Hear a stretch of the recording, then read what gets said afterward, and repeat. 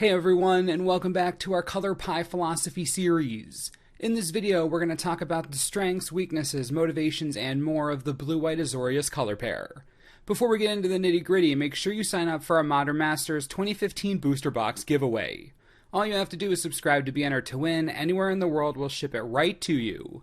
So be sure to click the first link in the description, and if you can, join the professor and I at GP Vegas later this year. Now, if you've missed previous episodes of this series and you want to catch up, we've already studied both the Izzet and Golgari guilds. So be sure to check those out by clicking the links on the screen. Okay, without further ado, let's jump right in. To really explore what it means to be Azorius, we have to explore its individual parts. We can't really know what it means to be blue-white without looking under the hood. Let's begin with white. White is the color of order, of macro safety. The color is designed around a one-for-all complex. The individual is meaningless to the whole. All white ever does is try to make the world better for all of its inhabitants. Anyone or anything that subscribes to white's moral and ethical code will be protected by the color. The reason I'm pushing this point so hard is because that's literally what white is. Everything stems from the idea that the community is the number one priority. The ends justify the means 100% of the time if it protects the people. White's concrete morality is infamous for this. We see cards like Wrath of God or Path to Exile or Swords to Plowshares. These are straightforward, powerful, ruthless spells that represent White's dedication to protecting its own. If you choose to be part of this society, you must fall in line, you must look out for the greater good, you must sacrifice your individuality for the survival of all. As far as color depth goes, white is probably the most shallow, and that isn't a bad thing. It's because the color is so stubborn there's no room for movement. No room for internal review, growth, or change. The system that white has put into place is the system. It is the absolute best way to keep everyone alive. Because of this ironclad belief in the system, white is positive that it's better than everyone else. The color hoists itself up on a pedestal, always fighting on the side of righteousness and the ultimate good. According to white, it's never wrong. It never compromises its morals for anything, and while this insane closed-mindedness may seem bad, it all comes from a place of good. White has the best of intentions. The color wants its people to prosper, be happy, live full lives. At the end of the day, here's what you need to know about white. The color values community over everything else and has spent an entirety mastering the best way to ensure the community's safety. If white is one of the more shallow colors, blue is one of the deepest. Above all else, blue desires perfection, perfection in everything, omniscience, omnipotence. The color wants it all. And because this idea is so abstract and far-reaching, it is reflected in everything that blue does. There's a level of cold detachment that comes from being blue. The goal is to manipulate, learn, push the boundaries. If there's something blue doesn't know, it has to know it no matter what. And it's that no matter what attitude that leads to the cold detachment. Blue isn't emotional. Blue doesn't cater to how you feel. Blue will do whatever it takes to gain more information, to fill in the blanks of the multiverse. To accomplish this goal, blue doesn't have time to care about the individual, or rules, or accepted beliefs. Blue lays out a strategy to learn what it wants to know, then learns it, case closed. Now, while blue will most of the time prepare, strategize, and put forth a plan, it doesn't always. At the heart of blue is a quiet desperation for knowledge. This frantic search for truth and information. This hunger that is never-ending. You see this expressed in Ludefix, the desperate need to gain knowledge at the expense of a part of yourself. In a way, blue contradicts itself.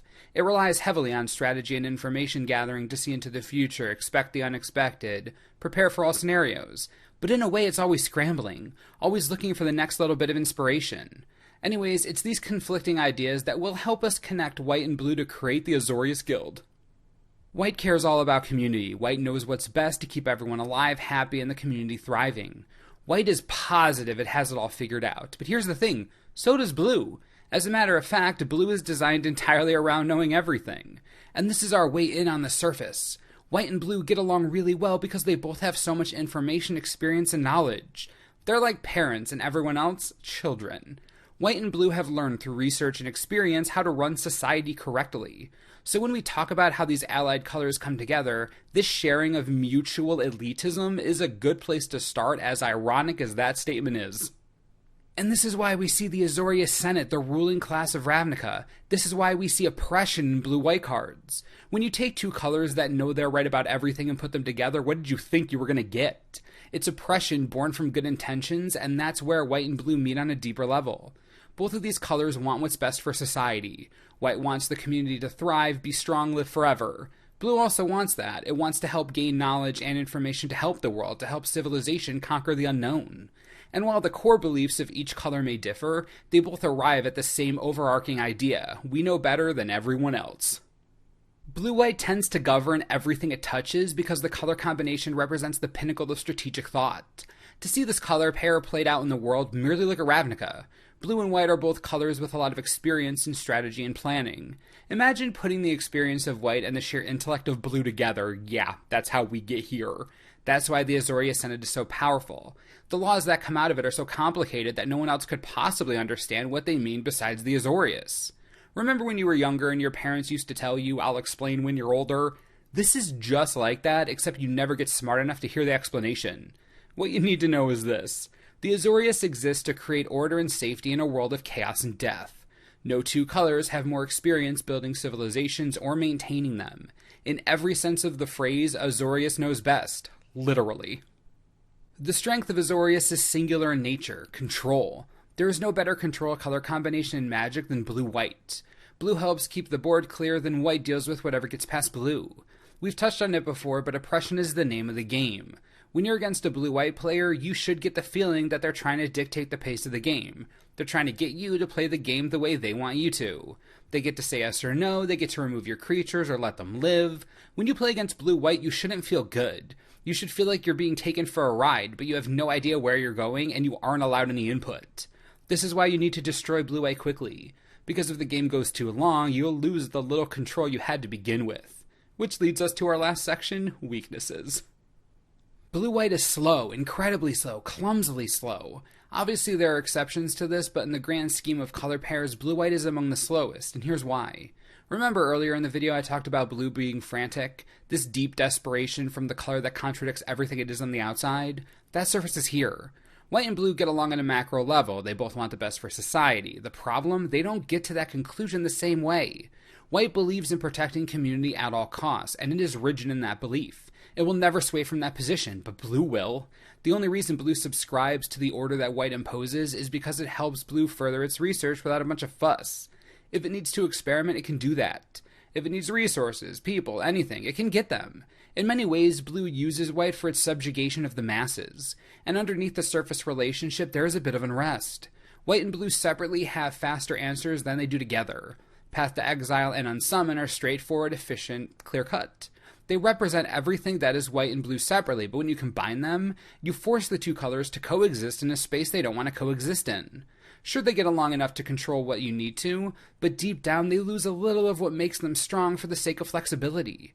Even when we're talking about allied color pairs, it doesn't have to be a harmonious relationship, it just has to be a mutually beneficial one. And the relationship between white and blue, certainly mutually beneficial. When it's all said and done and the chips are on the table, blue-white makes a solid color combination, one of the most infamous in Magic. White brings its concrete morality and need for order, blue brings its vast intellect and penchant for stratagem.